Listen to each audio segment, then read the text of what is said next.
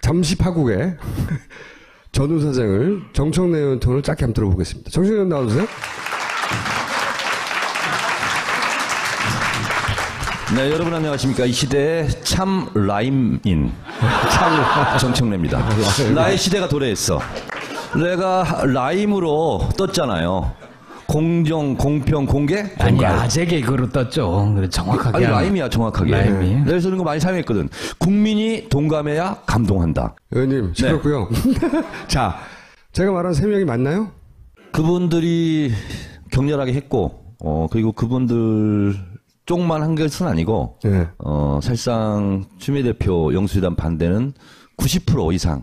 근데 그 구분을 해야 한다는 거죠. 격렬에 반대하는 세 사람이 있고 형식과 절차 이런 것은 좀 미숙했던 건 사실이죠. 사실이죠. 네. 그리고 그것을 관철하려면 예를 들면 의총에서 찬성 발언을 해주는 의원들을 네. 한 10명 정도는 미리 확보했어야 되는 미리 거죠. 확보하고 가야 되는데 그 과정이 없었던 것은 저는 그 부분도 잘못했지만 이해가는 부분이 있는 게 민주당이 뭔가 발표하려고 하면 박지원 대표 먼저 알아요. 제가 전화 통화를 했어요. 그 속보가 뜨고 나서 뜨자마자. 네. 네. 그것부터 확인했어요. 뭐라고?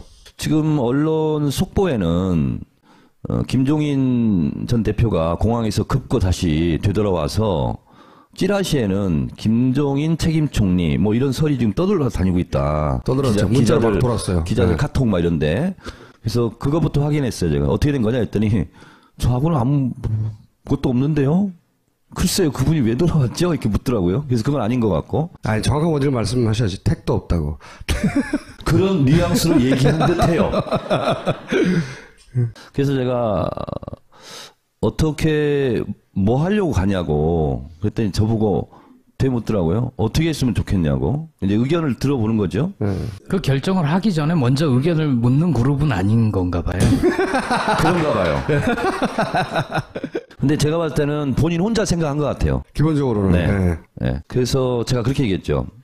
길게 만나면 안 되고 비공개 만나면 안 되고 그리고 한마디만 해라. 지금까지 민주당이 많이 인내해 왔다. 더 이상 인내할 수 없다. 최후 통첩이다. 즉각 퇴진하라. 그리고 이것이 지켜지지 않으면 우리 민주당은 전 국민과 함께 퇴진 투쟁을 벌이겠다. 마지막 최후 통첩이다. 이 말만 하고 측은지심은 절대 안 된다. 단호함이 애국이다. 그리고 나와라. 그냥 말만 일방적으로 막 하고 나와버리라고요? 그렇게 하고 이제 뭔 말 하면 듣고 그냥 코멘트 하지 말고 나와라. 그리고 언제까지 시한을 딱 정해주고 퇴진을 결정해라. 라고 통보하고 그것이 안 되면 그다음부터는 민주당이 당론으로 퇴진투쟁 이것을 정하면 될 것 같다. 그랬더니 본인이 쭉 웃으면서 아니 내가 무슨 바보도 아니고 뭐 가서 뭘 협상하고 뭐 그럴 거 같냐. 정 의원 걱정하지 말아라. 그래서 그런 식으로 하겠다. 원래 즉시 하야를 던지려고 한 거예요. 네. 네. 그거는 그때 던졌어야 하는 거예요, 사실은. 그리고 저는 이제 얘기 들으면서 추 대표가 저한테 직접 한 얘기는 아닌데 제가 감으로 추론을 어떻게 했냐면 박지원 대표는 제일 목표가 일단 대통령 탈당입니다. 대통령을 탈당시키고 그러면 새누리당이 쪼개지겠죠. 친박 비박으로. 그럼 비박이 나오겠죠. 그러면 국민의당과 합쳐가지고 실제로 총리든 뭔 조각권을 행사하려고 하는 것이 아닌가. 난 저는 그렇게 생각을 해요.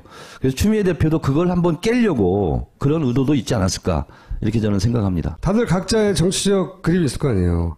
박지원 대표는 지금 사이즈로 집권할 수 없다는 건 알잖아요. 안철수와 이게 뭐 대통령이 하야하면 지금 당장 선거해봐. 민주당 후보가 이겨. 당연하죠. 그죠? 후보들 지지율도 더 세고 후보도 많고 다 정당의 지지율도 더 높고 이긴단 말이에요. 그러니까 이 국면에서 국민의당이 중심으로 차기 정권을 먹으려면 혼자는 안 되니까 당이 쪼개져가지고 떨궈져 나면 이사업을 주어가지고 제3지대들이 뭐니 해서 그 다음에 그냥은 안 될 테니 내각제 하자고 하고 그러면 너 총리 줄게 너 대통령이 내치 외치 막 나오고 이렇게 판을 가져가려고 하는 게 당연한 거란 말이죠. 그렇게 되면 민주당은 굉장히 어려워져요. 추미애 대표는 그걸 막고 싶은 거예요. 기본적으로 그 판으로 흘러가는 것을. 정확한 판단을 한 거예요. 그 과정이 미숙한 거지. 미숙하거나 혹은 어쩔 수 없었거나 혹은 세력이 밀렸거나 등등등. 그것도 본인의 정치력이지 뭐 누굴 탓하겠어. 하지만 근본적으로 멍청한 짓을 하려고 했다. 이건 전혀 안 맞는 비판이라고요. 느닷없이 그런 제안을 했기 때문에 도대체 이거 뭐냐. 국민들이 놀란 건 사실이에요. 불안감이죠. 알바도 알바 있을 수 있지만 실제로 많은 국민들은 너무 놀랐어요. 그리고 이게 되치기 당하는 거 아니야? 걱정부터 먼저 드는 거거든요. 그게 당해원자들의 기본적인 공포심이에요. 거기서 출발하는 거야. 거기다가 플러스 이건 이제 민주당이 잘못한 건데요. 제가 그래서 민주당으로서 제가 대신 사과를 했는데 지금까지 민주당이 보여준 모습, 광장의 문화와 여의도 문화는 다르다. 이런 발언들 그리고 계속 이렇게 선명하지 못한 것 그것 때문에 못 믿었지 못했던 거예요. 그것도 민주당. 작용했죠. 그러니까 복합적인 작용이 있는 거예요. 그동안에 민주당이 그 소위 템포, 2템포 정도 느린 거. 문재인 대표도 2템포 정도 느렸고. 그다음에 추미애 대표가 이걸 추진하면서 박지원 원내대표도 모르게 자기가 이 정국을 뒤집어서 민주당 중심을 끌어오고 싶은 욕심에 걸맞는 정도의 잔머리를 썼어야 했는데 잔머리는 없었다는 거, 기본적으로. 최소한 정의당 정도는 꼬셨어야 한다는 거, 심상정 대표 정도는. 둘이 통화하는 사이거든요. 여성 대표들끼리 잘. 거기다가 전두환 방문 이것이 전례가 또 하나 있었잖아요. 이제 그게 바보 같다고 판단을 한 거는 이렇게 판을 보면 박근혜 대통령이 수렁에서 떨어질랑 말랑 하는데 가서 추미애 대표가 손잡아주는 거 아니냐. 이런 생각을 하는 거죠. 그건 공포심일 그렇다고 수는- 만나가지고 벼랑에 있는 걸 밀어버리겠어요? 그러면 아니죠. 또. 밀로 간 거거든. 이번에는 즉시 하야라고 밀로 간 거란 말이지. 그걸 못 믿는 거지. 그래서 밀러 가려고 했던 것은 확실하고 그래서 의도는 좋았으나 하여튼 뭐 결과적으로는 좀 Anyway. 3당 중에 한 당은 되게 못 믿는 것 같아요. 아니, 국민의당, 아니, 못 믿는다기보다 각자 자기가 원하는 걸 하는 건 너무 당연한 거 아니야? 기본적으로? 오늘 김경수 의원이 페이스북에 참 좋은 글을 썼더라고요. 지금 굉장히 중요한 국면이다. 박지원 대표 실명을 거론하면서 공조하자. 지금 누구를 공격하고 분열의 언어가 분열할 때가 아니라 아니다. 단결의 언어를 쓰자 이렇게 얘기했죠. 네. 이게 뭡니까? 정청래가 선정한 오늘의 최고의 만평이죠. 레고 만평. 예, 오늘 뒷부분에 제가 얘기하겠지만 이제 네. 이런 패러디물이 지금 넘치게 돼 있죠. 넘치고 있다. 뭐 이런 것도 시크릿 청와대. 넘치고 있다. 제가 대신 제가 해명해줬죠. 지금 저 길라임 어깨에 있는 저 문신이 미르의 저거 아니냐 이렇게 오늘 뭐 하루 종일 적어가지고 떠들었잖아요. 근데 제가 봤을 때는 박근혜 대통령이 52년 용띠입니다. 다음이요. 이걸 뭡니까? 이건 이제 세월호 유가족인데 네. 7시간 얘기하고 있잖아요. SBS에서 이제 이것도 하겠다는 거 아닙니까? 네. 저는 이것이 터지면 7시간의 행적, 이거 지금 점점 군부를 떼기 시작하죠. 그 유영하 변호사, 그분도 뭐 여성의 사생활 이렇게 얘기하고 점점 판도라의 상자가 열리고 있는데 이제 이 부분이 열리면 또 한 번 업그레이드 되는 국면이 올 것이다. 그래서 이번 주 토요일, 일요일 거의 뭐 무박 이틀간 제가 동거차도에 가서 촛불 시위를 합니다. 바로 동거차도에 가보면 지금도 유가족들이 텐트에서 지키고 있어요. 인양 작업을. 제일 가까운데 한 1km밖에 안 떨어져 있는데 거기 가서 헌정사상 최초로 박근혜 하야 그리고 세월호 7시간 진상규명 이거를 제가 촛불 시위를 하러 동거차도를 가는데 유가족 7분도 동행합니다. 이게 뭡니까? 이건 제가 오늘 주유를 하러 갔는데요. 네. 주유소에서 이걸 걸고 네. 주유를 하고 세차를 해주고 하더라고요. 박근혜 하야는 이제 어느덧 국민 스포츠가 됐다. 예. 너도 나도 지금 너무 이게 즐기면서 지금 내려와 박근혜라고 했는데 제가 오늘 처음으로 안철수 대표를 칭찬했습니다. 오늘 발언을 굉장히 잘했어요. 헌법 유린해놓고 헌법 뒤에 또 숨는다. 안철수 대표가 오늘 그 수습책을 제시했는데 비교적 합리적입니다. 정치적으로 대통령 퇴진 선언, 그리고 국회가 합의로 대통령 권한대행 임명, 그리고 그 권한대행이 정치 일정 발표 이겁니다. 자, LCT 문제가 나와서 조응천 의원한테 제가 또 전화를 해서 취재를 했습니다. 이렇게 추론하더라고요.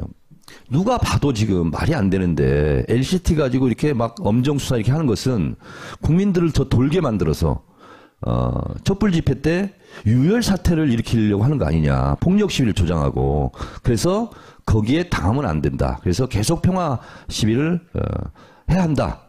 라고 저를 대신해서 당부하더라고요. 우병우를 구속시키는 문제는 정말 어려운 문제 같다. 아직도. 본인은. 그래서 더불어민주당에서 오늘 5시부터 검찰청 앞에 가서 이제 우병우 구속 이런 거 촛불 시작했는데요. 어느 시점이 가면 저는 서초동으로 이제 촛불 집회를 옮겨야 될 것 같습니다. 이건 뭡니까? 이거는 제가 정리한 박근혜 대통령이 살신성인으로 이룩한 업적. 첫 번째, 한결의 경향과 조중동 논조 통일. 두 번째, 95% 국민 대동단결. 세 번째 보면 다 지금 초중고 학생들이 다 나옵니다. 그래서 초중고 민주주의 현장 체험학습을 일으켰다. 네 번째 업적은 대국민 헌법 교육을 지금 잘 시키고 있다. 그리고 다섯 번째는요, 제가 진짜 배운 거예요. 성형 용어의 대중화. 여섯 번째는 최동욱 전 검찰총장 부활. 일곱 번째는 양초 산업 활성화. 여덟 번째, 패러디 산업을 개척했습니다. 전 국민이 이제 패러디 하나 할 정도는 다 됐어요, 실력이. 아홉 번째는 집회 시위 문화를 선도하고 있습니다. 옛날에는 뭐 이렇게 좀 쇠파이프 등장하고 막 그러겠는데, 이제 우리가 평화롭게 집회를 하자. 그리고 이제 10번은 제 희망사항이기도 합니다. 이번에 박근혜 게이트 관련해서 우리가 목표로 삼아야 될 것은 박정희 향수를 제거해야 됩니다. 보다 정확하게 말하자면 박정희 신화가 사실은 지금 이 모든 이게 이런 일의 기본 토양이에요. 박근혜 대통령이 당선된 것도 그렇고 최순실이 이때까지 먹고 산 것도 그렇고 기본적으로 박정희 전 대통령이 뿌린 씨앗이고 그리고 계속 그 세력의 기대에 먹고 살았고 세력들이 파먹고 있었거든요. 이 파국의 끝은 박정희 신화에 해체해야 한다고 생각해요. 이 완전 어그러진 잘못된 역사. 저는 이 박근혜 이 정권에서 영구 집권을 꿈꿨다고 생각합니다. 그 증거가 저는 국정교과서, 테러방지법, 문화예술계 블랙리스트입니다. 그래서 온 국민의 정신을 그쪽으로 몰아가려고 했던 거예요. 근데 이번이 다행히 박근혜 최순실 게이트가 생겨서 저는 박정희 향수까지 이번에 일거에 제거하고 우리가 평생 영원히 집권했으면 좋겠습니다.